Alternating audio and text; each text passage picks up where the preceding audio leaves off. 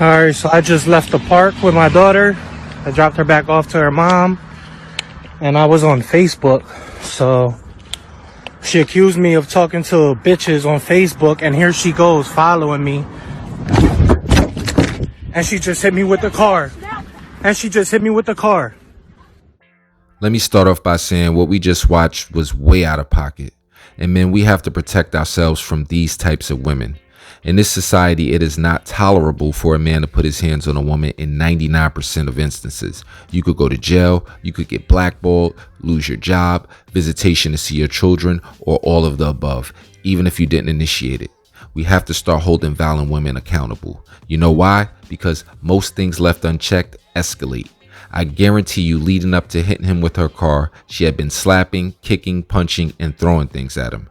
Had he called the police on her from the beginning, it might not have gotten that far, because the last time I checked, you could kill somebody with an automobile. Some women will hit you, then call the cops when you retaliate.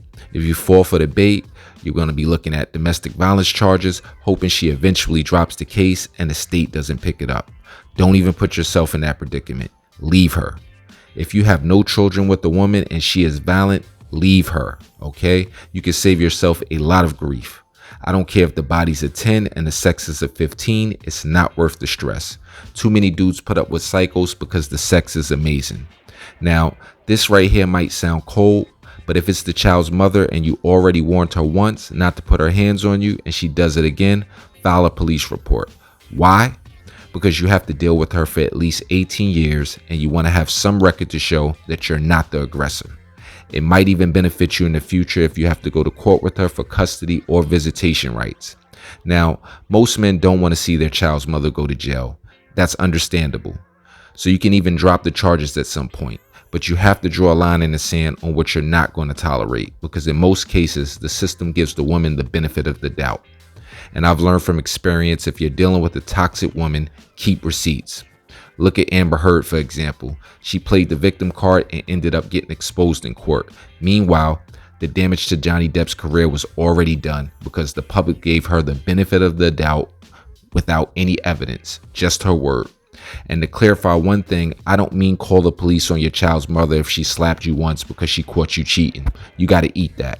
Or you got in an argument and she's grabbing you, blocking the door. That's petty stuff. I'm talking about the ones that get drunk and spaz out, the ones who can't have a disagreement without punching, spitting, or throwing objects. 9 out of 10, these kinds of relationships aren't going to last anyway, so you just want to be able to protect yourself legally. With that being said, do you think the guy in the video should have called the police on his child's mother for that ridiculous stunt? Let me know in the comment section. It's your boy, Mr. Rice. I'm out. Now remember, guys, your first instinct when a woman hits you is to yoke her up. Resist that urge. I'm out, man.